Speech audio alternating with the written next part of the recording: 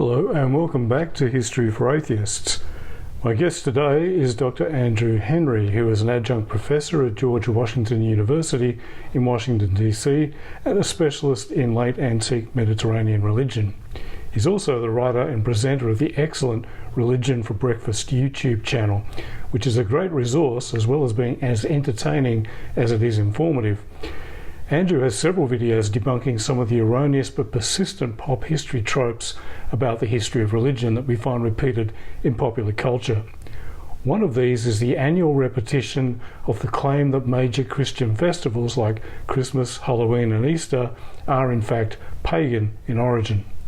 So every year we see online atheist activists accepting these claims without question and using them to mock Christians for celebrating what are in fact allegedly pagan feasts. This is especially odd when applied to Easter, given that you'd think it was pretty obvious that a holy season commemorating the death of Jesus and the claim he rose again is pretty clearly Christian in origin. So today I discuss the claims about the alleged pagan origins of Easter with Andrew, and then the topic of this pagan origins idea in general in popular culture. Andrew Henry, welcome to History for Atheists, and thanks for joining us here on the channel. And I've been looking forward to having a chat to you for a very long time because I love your channel. Religion for Breakfast is one of my favourites. I'm a subscriber, and I watch every new show as it comes back up, and I go back and occasionally rewatch some of your stuff. And I discovered you while researching the topic of whether Christmas is pagan. And of course that's connected to the discussion we're going to have today, which is about whether Easter is pagan. So let me present you with some interesting historical facts that I learned on TikTok and Twitter. Great. Christians stole Easter from pagans. I'm not sure if you're aware of this. Apparently Easter, the name comes from either the goddess Ishtar or from the goddess Eostra. And the goddess Eostra was a goddess of fertility and sexuality, and her symbols were the rabbit and the egg. And this is why we have Easter bunnies and Easter eggs. And Easter is basically a pagan festival that Christianity stole. Were you, as a historian of religion, were you aware of these amazing facts that I learned on the internet? I mean, I'm certainly aware of these interesting claims as one that spends too much time on Twitter and TikTok. In terms of encountering it in scholarly peer-reviewed research, no. These are not facts as I understand the word to mean. Sure. So let's stop being facetious and let's talk actual history. When we were talking about this claim about these various festivals, Easter being one of them, and we might get onto a couple of the others later on, but you also see it claimed about, recently I saw it claimed about some Valentine's Day, which is a new one to me. Halloween, of course, is another one, and of course Christmas, as I just mentioned. But usually the idea is that Christianity came along and stole a pagan festival that simply rebadged a pagan festival, and really these things are pagan in origin. And this is usually about both the date of the festival and also the customs associated with it. If we start with the date, why do we celebrate, well, those of us who do celebrate, I don't, but why do we have Easter when it is? Why does Easter fall when it does? How did that come about? And was it because they stole a pagan festival that fell at that time?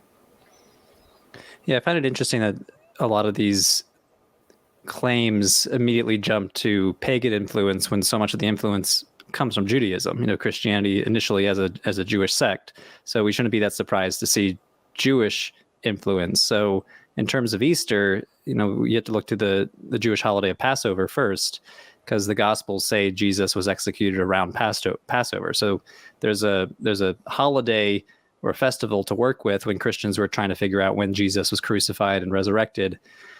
And the trick is that the Jewish holiday of Passover is tied to a lunar solar calendar. So the Hebrew calendar, the months are based on the lunar months, but it fits into a solar year. And, you know, they add an extra leap month here and there to make it match with the solar year. So Passover falls on the 14th of Nisan, the month of Nisan. and that changes year to year on the Julian solar calendar that the Romans were using. So Christians spent an enormous amount of energy trying to calculate when was this Easter Sunday, like when was this 14th of Nisan, because we have to kind of back calculate when that might have occurred. So some of the earliest Christian literature we have are these complicated reckonings of time, basically calculating seasons, the phases of the moon, the movement of the sun, and trying to figure out, okay, what day of the week, when can we align Sunday with 14th of Nisan? Okay. And there's an early debate, the Quartodeciman controversy, which is some Christians are like, oh, we should always celebrate it on the 14th of Nisan, no matter what day of the week. And there was another faction of Christians who were like, no, it has to be on a Sunday, and we just have to celebrate it on the Sunday closest to the 14th of Nisan. And that's the faction that eventually won out, but this was an early debate, 2nd century at least. Okay, so there were some people who were celebrating Easter, might have been on a Wednesday or a Thursday, just depending on when that day fell in the Jewish calendar.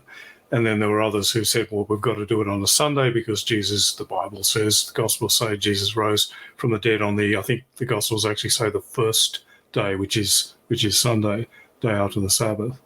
So when did the controversy get settled? I think you just said the 2nd century. Was it settled by then, or did it continue? I think that's like when we first hear about it is the 2nd century. I think Polycarp, who's this major bishop in Western Asia Minor, was on the 14th of Nisan faction.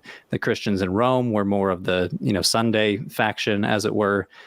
From my understanding, by the 4th century, the Quartodeciman faction kind of was fizzling out, and celebrating on Sunday kind of became the norm. Okay. So eventually they came up with a formula, didn't they, whereby they were able to sort of say, well, it falls on, you can calculate it this way. What was the formulation that they came up with? Well, from my understanding, they really focused on the spring equinox. And traditionally in the Roman calendar, they marked that on March 21st. And part of the motivation, it was probably an ideologically motivated calculation, where the spring equinox is a astronomically significant day. It's a cosmically significant day. And there was this belief that Jesus was conceived and killed on the same day. So conceived on March 21st, and then he was executed on March 21st. And this was actually used as the day to calculate his birth as well. So this is why we get December 25th as being a day for Christmas, because they calculate 9 months forward from March, and you get December 25th. So it's not really, we call it like the calculation theory, how these Christians were calculating when these dates happened, but it's completely contrived. Like they're trying to match the dates, and these cosmically significant dates were obviously attractive to early Christians. Okay, and I hope to do a similar interview later in the year, and maybe you'd be kind enough to join in that one, where Philip Nothaff has agreed to come on and talk about the calculation theory and why the idea of the date of Christmas being simply stolen from the pagans is almost certainly wrong. But that's a key point, I think, that you just made, that they were starting to see Jesus in a cosmological - historical framework. And so the spring equinox was important for that reason. It wasn't because the spring equinox is connected to Passover then, or not? Is that associated? Yeah, I'm actually not sure, but I mean, there's this knee-jerk reaction to say that it's pagan, and it's just a phenomenon that you can recognize. It's not like anyone owns the movement of the sun in relation to the moon and the earth. So I would say, like, Romans recognize this day as significant, not necessarily religiously, and you can see why anyone, Christian, pagan, or otherwise, would try to associate a significant day to an astronomically significant day that everybody could see. Gotcha. Pretty much every year I can guarantee that at least someone, usually a friend of a friend, will share a meme that says that Easter comes from Ishtar, that Ishtar was a Babylonian goddess, and that she had a festival at this time, and she had symbols such as the rabbit and the egg, and she was a goddess of fertility. I mean, Ishtar and Easter sounds a little bit similar. That's a good argument, isn't it? I mean, if you can prove a connection, by all means, but there's just no data to go with. Like I get kind of annoyed because, especially here in the 21st century, when the humanities are suffering in universities, people love the empirical experimental sciences. Like, oh, like prove it with some empiricism. And I'm like, ancient history is an empirical discipline as well. Your claims need to have some sort of evidence to back it up. So when you say, oh, Ishtar is the reason for the season, as it were, just show me the evidence, and there just isn't. Like, a lot of times it's spurious etymological arguments. Oh, Ishtar sounds like Eostre, which sounds like Easter, and it just doesn't pan out. Yeah. This is something you've written on. Actually, I've read your blog on this issue, but this Scottish minister, Alexander Hislop, who wrote this book back in the 19th century called The Two Babylons, and it's a stridently anti-Catholic book where he basically says all these different Catholic practices derive from Babylonian practice. He goes even so far as to say that, like, the Druids must have carried Ishtar worship over to the British Isles, and it just, you can see where he's coming from, which is like anti-Catholicism, which is a thing that Protestants did for the last few hundred years. So it's kind of ironic that many of these memes we see popping up on Twitter and TikTok are basically the 21st century versions of Alexander Hislop's book. Or you can say his book is the 19th century version of a TikTok meme, where it's ideologically driven, abuses historical evidence or doesn't use historical evidence at all, and it somehow becomes part of the environment or the information ecosystem if it gets blasted out enough on Twitter.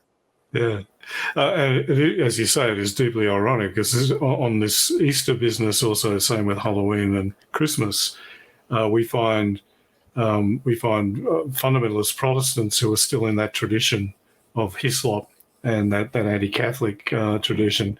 We find neo-pagans who like to say we want to reclaim our pagan holidays, and we find anti-theistic atheists all in furious agreement that this stuff is true, even though, as you say, it isn't. Hislop is hilarious. I actually managed to find an online version of it a few years ago, and it's just gloriously bonkers. He's got the Aztecs involved. Everything is all connected to the Catholic Church and therefore Satan. It's just absolutely crazy. I haven't read it, but my hunch is it's probably drawing on this idea of parallelomania, where they're just trying to find parallels in all these different cultures. You see this with Joseph Campbell. You see this with Houston Smith in the 20th century, where all of these world religions have some sort of tie to some original meta myth. Yeah. And it's not good history, it's not good archaeology, but it sounds very attractive because it's so tidy and packaged in a very neat way. Yeah, look, I think that's true. It looks very much to me like it's almost like a fundamentalist Christian flip side in the 19th century to that stuff that eventually turned into the history of religion school and Campbell and so on. But Massey with some of his stuff about how everything in Christianity comes from ancient Egypt. Kersey Graves and the world's 16 crucified saviors. This seemed to be something that they were doing a lot in the 19th century, and Hislop is just sort of a bonkers Puritan Scottish fundamentalist version of that. But okay, we can dismiss the Ishtar thing pretty easily, but I mean, I read an article online that said that there was a goddess called Eostre, and this is where the name Easter comes from. Is that true or not? So the name Easter seems to come from this goddess's name, and I did a decent amount of research on how to pronounce her name. It seems that it's Eostre. Yeah, at least as in it's the same vowel that we get in Beowulf or Theoden in Lord of the Rings. So you have Eostre, could have been Eostra with a schwa at the end. So Eostre, she's mentioned in a single text. You have the Venerable Bede, this Christian monk writing in the Kingdom of Northumbria in the 700s, was writing one of these computational books that we were just talking about. He was trying to calculate the original date of Easter. And in the process of writing this book, he examines the Anglo-Saxon months and he's trying to equate them with the months of the Julian calendar. And there's all these different months. There's weed month, or Weyod Menoth, which, the month that weeds grew. And then there's the 3 milked month, where the cattle were 3 milked. Three milk month. Yeah, 3 milk menoth, where the cattle were milked three times a day. And in the process of mentioning these months, he mentions this Eostre month, or Eostre Menoth. And he says that this month gets its name from a goddess that was worshipped in sometime before him. He doesn't really say when, but he seems to imply, well before my time, there was this goddess Eostre, and she has a month, and she had a festival during this month. So a lot of these more ideologically motivated TikTokers and influencers on Twitter really latch onto this and say, oh, therefore, Easter must have pagan origins, because it seems that these Anglo-Saxon Christians were adopting this Eostre month for their own Easter festival. And there's just a lot of problems with that assumption, which would be, we're talking the 700s, which is well after the Christian festival of Easter really took off. We have evidence as early as the 2nd century that Christians were celebrating it. They didn't quite settle on when to celebrate it, but they were celebrating it. And by the 700s, Christian culture was massively widespread. We have epigraphical evidence from the edges of China to show that there were Christian monasteries out in China, and all the way to Ethiopia. So there's like the idea that this Anglo-Saxon goddess, or any sort of cultic practice of hers, influenced Christian Easter practice way over in Syria or Ethiopia is absurd. So there's just, especially when you think about the chronology, if these Easter festivals were developing in the 1st or 2nd century, how can we use this 8th century evidence to shed light on that? Even assuming that her worship does predate Bede by centuries. We don't know how many centuries, and we don't know how many centuries because that's all the evidence we have. Like, we have the single paragraph in Bede. And so anytime anyone says anything about Eostre that goes beyond Bede's single paragraph is speculating. Some of that speculation is educated speculation. So maybe her name is tied to this word East or Eastern, but that has several interpretations too. So people latch on to, her name must etymologically be related to the concept of East. The sun rises in the East, therefore she must have been a dawn goddess. Well, maybe, but there's also some evidence that Philip Shaw, who's a historian of Anglo-Saxon history, says her name could mean like the goddess of the Easterners. And he locates her cultic practice in Kent in southeast England. So maybe she was the goddess of the Easterners living in this, eastern spur of England. So like, you can't just immediately assume, she was a dawn goddess. You can't immediately assume that she was a spring goddess just because her festival was in April. Maybe, but it's educated speculation. Where it goes from educated speculation to complete, making stuff up is when you get to the bunnies and the eggs. Her symbol was the egg, and her symbol was the bunny, and therefore we have the Easter bunny and Easter eggs. That's just completely made up. Yeah. So I think the dawn, spring goddess, maybe that's possible, but anything beyond that, once you go beyond the historical linguistics, because you have his paragraph, you have Bede's single paragraph, and you have the historical linguistics. That's all you got. And possibly you have comparative archaeological evidence from the mainland of like Germanic goddess cults. But like beyond that, we have no evidence to really shed light on what Eostre worship might have looked like. Gotcha. I mean, I studied Old English at university and spent way too much time reading obscure 19th century stuff on early Germanic religion. And I remember devouring all 4 volumes of Jacob Grimm's Teutonic mythology, which I thought was great stuff. I now look upon it much more skeptically because he did a hell of a lot of that extrapolation from etymology, and his section on Eostre, Ostara. He basically invents this goddess Ostara. He makes this theory that Eostre was some sort of pan-Germanic goddess, and he says this because the old High German word for Easter is Osteran or Ostara. So he says, if her month was called Eostre month in England or in Northumbria, and she's called Osteran in Germany, therefore there must have been a pan-Germanic goddess. But that falls apart pretty quickly if we hypothesize, which seems to be the case, that Germany was Christianized by Anglo-Saxon missionaries. So the missionaries themselves might have brought the word, and that's why they called this festival, Ostara in German, when it no longer has a connection to, Eostre cultic practice, sometime before Bede. So the idea of a pan-Germanic goddess is, as far as I'm concerned, untenable. This is what Philip Shaw argues in his book on the subject, and that's why he says, well, she might have been more of a local goddess, and maybe that locality was Kent, as opposed to this pan-Germanic goddess idea. And I'm glad you mentioned Philip Shaw, because I was actually highly skeptical about whether there even was an Eostra, and whether maybe Bede just didn't know what the name of the month was, and maybe he just made her up. Whereas I think Shaw convinced me that there are some place names and some personal names that do seem to indicate that there was at least a local Anglo-Saxon goddess.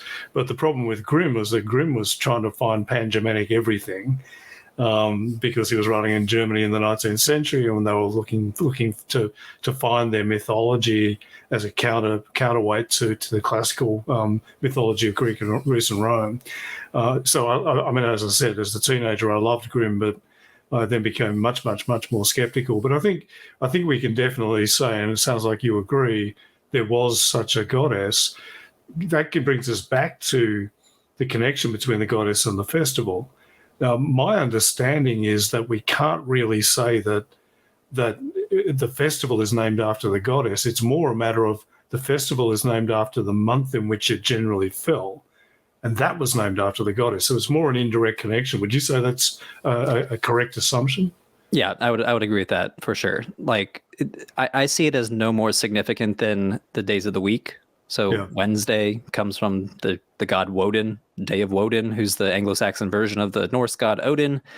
And the idea that Wednesday was named Day of Woden because of Woden worship is also untenable. Like, it really doesn't seem to be connected to cult practice or a festival of Woden that always happened on Wednesdays. It's just the day of the week, and it lost connections to Woden pretty quickly. And I think this is the case with Eostre, who had a month named after her, and that month corresponds to our month of April, which is the month that the Christian holiday of Easter was most often celebrated in.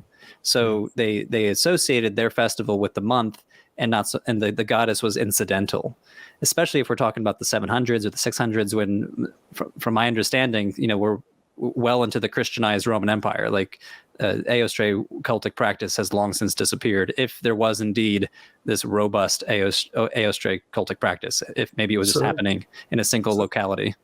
So what you're telling us, Dr. Andrew Henry, is that the idea that Christianity was simply this veneer over the top, and underneath there was this pagan underground where they were still worshipping Eostre.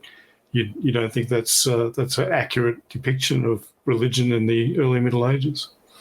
No, and I see it as kind of an impoverished way to think about cultural change. So, we historians of late antique Christianity talk a lot about Christianization. And what does Christianization mean? Does it mean more people calling themselves Christian? Is it the presence of Christian institutions like monasteries and churches? Is it more people naming their kids Christian names like Andrew the Apostle or Peter the Apostle? And in many respects, it's all of the above. But Christianization is a very messy process. It's a process of cultural negotiation. Local communities adopting and adapting and negotiating with new religious ideas, new religious beliefs, iconography, ways of practice. So we use this term syncretism a lot, and syncretism in religious studies is sometimes viewed as kind of like the mixing and matching of religious systems, but it usually assumes pure, discrete religious systems, when religious systems are never mutually exclusive. They're always, porous entities that are just constantly changing. So when I think of Christianization, I think of it as a process of indigenization, where you have these local people reinterpreting Christianity in such a way to make sense from a native Egyptian or Roman perspective. So an example would be like the cross. So, it's a execution device. It's a symbol of what Jesus was killed on. But in early Christian practice, the cross becomes like this powerful symbol that you can ward demons away with. So like in late Roman Egypt, someone, instead of having an Eye of Horus amulet, might use a cross amulet to keep the demons of the desert away from them. So that's an example of syncretism, where you have this indigenous Egyptian practice using an amulet to keep evil spirits away from you, but instead of using the Eye of Horus, you now use this new cultural idiom, which we now call the Christian cross. So we use this term bricolage, which the scholar Claude Levi-Strauss uses. Think of a collage where you're kind of piecing together pictures in like a magazine or something like that. This is what religious change looks like. People are kind of making a bricolage of their religious practice. And when I see claims like Easter is pagan or has pagan origins, it strikes me as this very classically impoverished view of syncretism, where just like you have paganism over here and Christianity over here, and they mix and we get Easter, as opposed to you have local communities of Christians living in the hinterlands of Syria. They've always done religion this way, and there's this new religion on the block. And how did they negotiate that? How did they make that understandable in their own cultural understanding? And it looks different depending on the corner of the Mediterranean that you're in. Yeah, and I think we see that in Anglo-Saxon England. You were just mentioning the cross then, and it made me think of the Old English poem, The Dream of the Rood. I don't know if you're familiar with it, but it's a Old English Christian poem, but it frames the crucifixion as in terms of Anglo-Saxon heroic Germanic warfare. So Jesus is standing in front of his enemies, surrounded, and his disciples have basically his comitatus, his war band, have abandoned him. But the only faithful member of his war band is this cross, and the whole poem is from the point of view of the cross, standing by his warlord. And it's all in the language of battle, and it's purely literally drawing on the linguistic and poetic tropes of warfare poetry from the ancient Germanic past, but it's telling the story of the crucifixion there through that framework. It's also a beautiful poem. And that's exactly what you're talking about. It's bricolage. It's not a pagan poem. It's very much a Christian poem, but it's got these pagan elements that make it up. Same with thinking about. I think you did a video on Christianity and magic in the ancient world. Again, the line in Anglo-Saxon literature between prayer and spell, and between Christian evocation of God and pagan invocation of the supernatural, is very, very blurry. And so you have prayers which are kind of spells, or spells which are sort of like prayers for fertility of the fields, which are full of Christian references, but there's this kind of very unchristian sort of framework that is being laid over. Again, bricolage. So yeah, I sometimes feel like I'm caught between two poles. You have some people who are ideologically motivated to prove that Christianity is unique, that it's popped here supernaturally. It has all these novel ideas, and then there's this other side that say, oh, everything about Christianity is contingent, and it's contingent upon paganism. And both I see as ideologically apologetic movements. Oh, it's completely novel. Oh, it's completely derivative. And of course, it's always going to be both. The concept of Easter, the festival, the real inspiration is the belief that Jesus rose again from the dead. So there's the inspiration, and then maybe certain ways that it was celebrated could come from Greco-Roman practice. So the example I would like to use is processions. Marching through a city holding a cross or an image of a saint, or an image or holding a very fancy gospel. Procession was a very normal way to do religion in a Roman city. The city of Ephesus had a specific procession that happened every year that would stop at different points throughout the city of Ephesus. And then you see in Jerusalem, you see this development of the Stations of the Cross, where Christians would, march as kind of a parade from the Mount of Olives into the city of Jerusalem, going to different spots around Jerusalem until you enter the Church of the Holy Sepulchre. And this is just a Roman way to do religion. And really, it's an urban way to do religion in the Roman Empire. So you can, are we going to say, the Christian procession, you might go to, the city of Boston, you might go to a saint festival, maybe even St. Patrick's Day coming up. You'll see a procession in some Christian city somewhere where they're holding an image of St. Patrick as you march through the city. And like, oh, well, this is pagan practice. Like, well, I guess you could say that in a very simplistic sort of way, but it would be better to say, oh, this harkens back to Roman urban practice from, the 1st and 2nd century, or maybe further back. So this very quick idea, or this quick move to just talk about cultural change in a very simplistic manner, as opposed to thinking about how cultural change happens, where people are adopting some practices, rejecting others, grafting new ideas onto old practices, and vice versa. It's much more complicated than that. Yeah, and this is something I come across quite a bit when I'm having my annual arguments with people on Twitter, which I enjoy, usually about Christmas.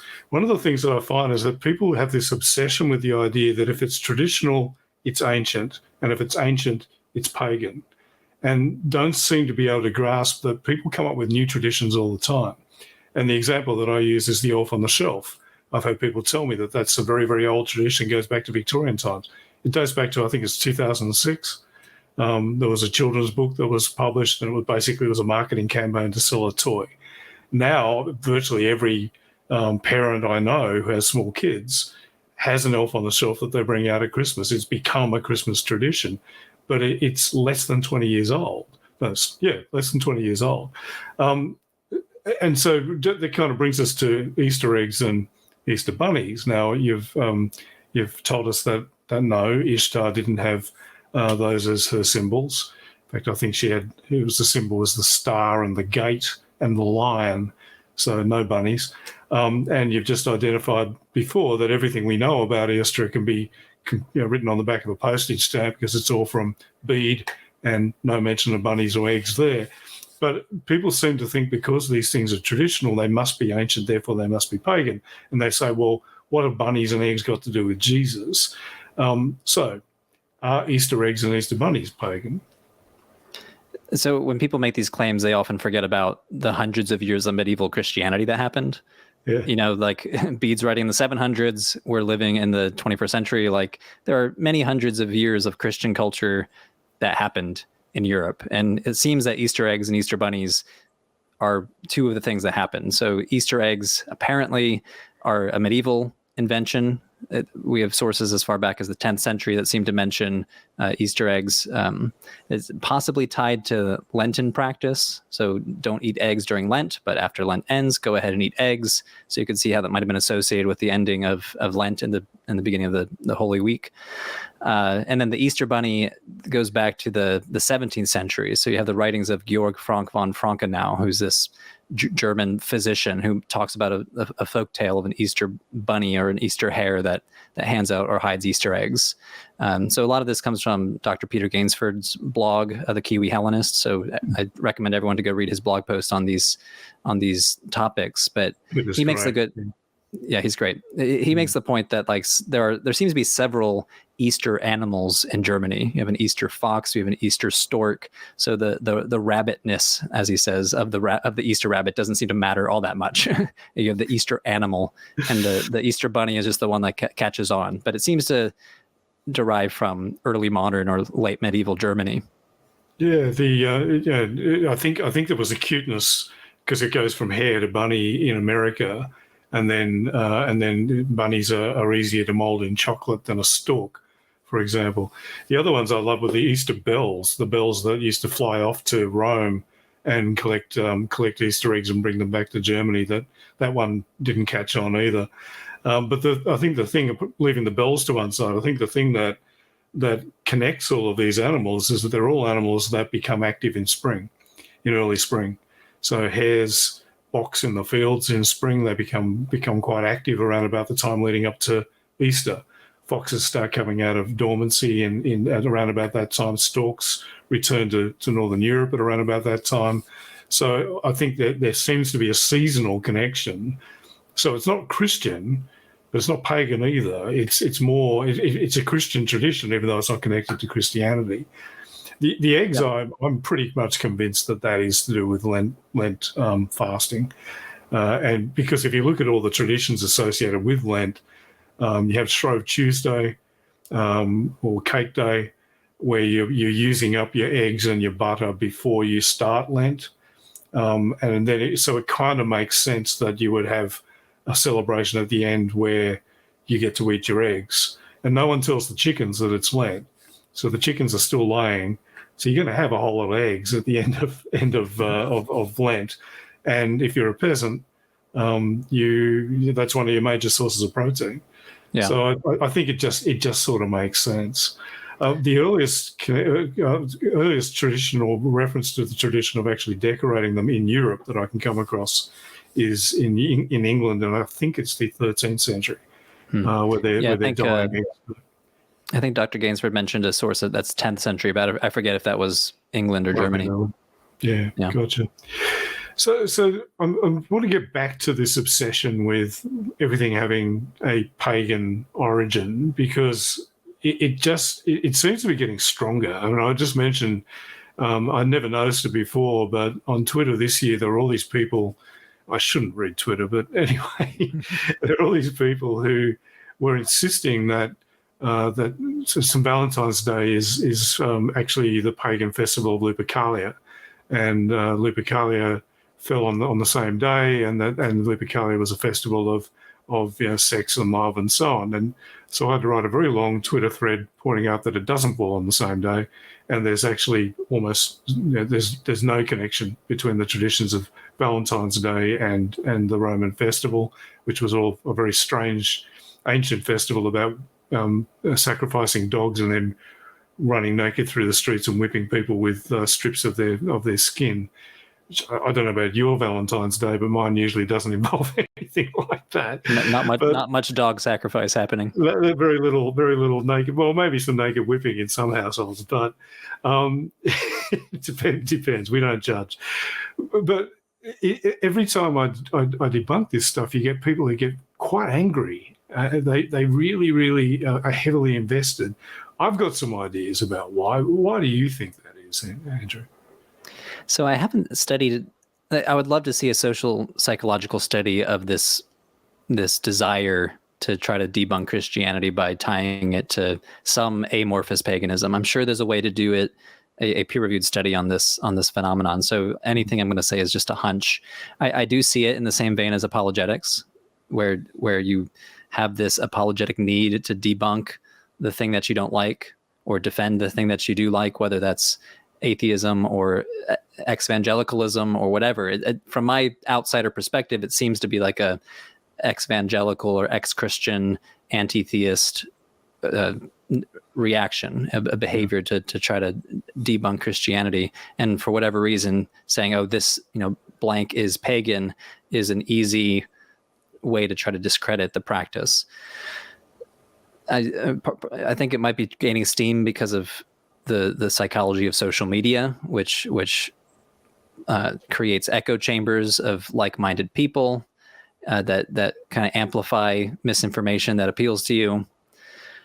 But this is why I say I sometimes feel like I'm getting stuck in the middle, because I don't want to say Christianity is novel. Like, there's so many different ways we can see how Christianity was influenced by its cultural context, whether that was its Jewish cultural context or its Greco-Egyptian cultural context. Like, there's so many ways that Christianity carried forward these practices.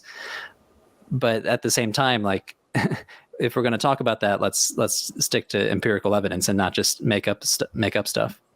Yeah, I think you're right about the echo chamber element of it. I think that there also is, and again, it's a series of hunches, but I think there is an element of in this and a lot of things that we see amplified by social media of, I know something that most people don't know. So there's a bit of a dopamine hit of I'm very clever and I've worked something out. It's the same reason why the Da Vinci Code was so popular, even though it was largely a load of complete nonsense, because it made people feel as though they had some deep insight, even though the insight they had was about a millimetre deep. I think there's an element of that, but it's also interesting that this is amplified not just by social media but by pop journalism generally. Every EC you will see a series of articles on the origins of Easter, and it was originally a pagan festival, Easter of bunnies and eggs, what I've noticed is that these articles tend to just sort of repeat each other. So effectively what's happening there is another kind of echo chamber where journalists who aren't exactly trained historians, let's be frank, just go and read someone else's article and think, oh, that sounds about right. And they then repeat the same myths. They then also have this idea, which possibly is very frustrating to someone like you, that if they just go to a university and ask a historian, it doesn't matter what they're a historian in, they're a historian. So they'll go to a historian of, say, 18th century colonial America and say, is this true? And the historian will go, oh, God, I don't know. So they'll go and do a quick Google and, yeah, it's something to do with paganism. And so they'll quote a historian and almost never quote, they never quote you, Andrew, which I find very frustrating, or Peter Gainsford, or someone who actually knows what they're talking about. Yeah, no, it's certainly frustrating. And that's the most frustrating is when I see some sort of article on a otherwise reputable platform amplifying some of these ideas. I honestly don't think it's that hard to find the sources. Go to Google Scholar and type in, the quartodeciman controversy or whatever, and like sources pop up by people that are actually trained in this sort of stuff. It's not that hard to find the only historical mention of Aostray. So like it is some level of laziness. Yeah. And I don't know, historical illiteracy. Like if you're going to say something, if you're going to make a historical claim, you need to immediately follow that claim with the phrase, for example, and then show your example. So Aostray possibly was a goddess who was celebrated in April. For example, here's Bede's paragraph. And then we can kind of pull apart why Bede's single paragraph in his book might not be the strongest thing to hinge your argument on, which is what I'm doing in an upcoming video on my channel. And yeah, it's deeply frustrating. And I think I agree with you that it's tied to some sort of dopamine hit. Like, hey, look, let me show you. Like, I have the secret knowledge that I've just shown you. And then you have the confirmation bias. Oh, well, I don't like Christianity. I'm an I just deconverted from Christianity. Therefore, I'm going to latch on to this. And TikTok, I think, is the worst offender of this, because you have you'll see the influencer there. Hey, I have something to show you. And they show you the whatever it is, usually some misinterpreted piece of data. And then that's that. There's not a pushback. There's not peer review to go through. It's just the fact, scare quotes around that continues to circulate. Yeah. And with St. Patrick's Day, it's St. Patrick's Day today here in Australia, because we're ahead of you guys. But so happy St. Patrick's Day. But someone sent me a link to a TikTok last night with someone, an American woman putting on a terrible Irish accent in a very bad sort of Elizabethan costume, claiming that the true origins of St. Patrick's Day and St. Patrick driving out the snakes was actually St. Patrick killing the Druids and destroying the ancient Druid wisdom and burning all their books. I wasn't aware that Druids had books. And then revealed that the Druids had all this wisdom given to them by Mary Magdalene, who had come to Ireland. So it's just like this absolutely bonkers load of absolute nonsense, with lots of comments saying, "Wow, this is amazing! I didn't realise this incredible knowledge. Thank you very much." This is what we're up against, Andrew. I mean, it's kind of a shame, because so frequently the history is a little more boring. People want to be titillated, so. Yeah. It would be very interesting to say, like, oh, Bede witnessed these festivals. When he went into town, he saw the Aostray worship, her cultic image, divine image being processed through the city. But he doesn't. He's relying on vague cultural memory at best. Like, it doesn't seem to be that he was an eyewitness of Aostray cultic practice. So that's kind of boring. But at the same time, history is also extremely interesting. It's the reason why I devoted a career to it. So I part of my constant battle on my YouTube channel is to try to show that the actual history is just as exciting than your spin doctored, TikTok theories. So let's try to stick with the evidence. Yeah, look, and I think you do a great job. And I think you're better than me at doing it in a succinct way. I'm a little bit more wordy. I think you've actually managed to get good bite-sized stuff. What do you think is, just to move away from Easter a little bit, what do you think is the topic that you if you could wave a magic wand and get everyone to understand it better, what would it be? That's a tough question. Yeah, that's a really good question. I guess in some respects early Christian scholars, so I'm going to gravitate towards early Christian topics here, but the knee-jerk reaction to focus on the canonical texts of the New Testament, not realizing that the canon itself is kind of a historical contingent thing. So all these people getting their PhDs in the New Testament studies, I'm like, let's just get a PhD in early Christian studies or Second Temple Jewish studies. So as soon as you're only going to focus on these specific books that have been compiled into the canon, we're kind of acquiescing some level of assumption that these texts are somehow special, as opposed to viewing them as a body of first century Jewish texts, some of them possibly second century.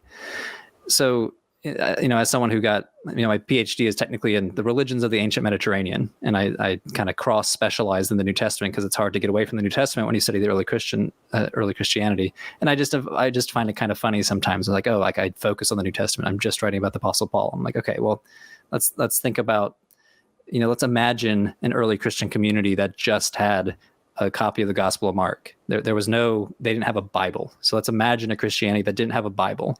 Let's imagine a Christianity that was centered around a single charismatic prophet in the hinterlands of Egypt, and not a structured church with a bishop and priests. So this is the sort of Christianity I study, is this kind of folk Christianity, or do-it-yourself Christianity that was more concerned about the demon of the desert and how can I stop that demon from attacking me? Oh, let's use this cross, or let's use this amulet that the local bishop made for me, as opposed to the Christianity that's debating over whether Jesus is fully God and fully human.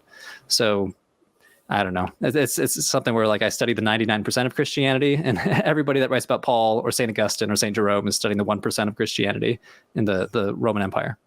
I think that's really interesting, because I think one of the advantages that I have as someone who came to the study of religion largely through losing my religion is that I've got I think I've got the capability of looking at Christianity, in ancient Christianity, in the same way that I look at any ancient faith.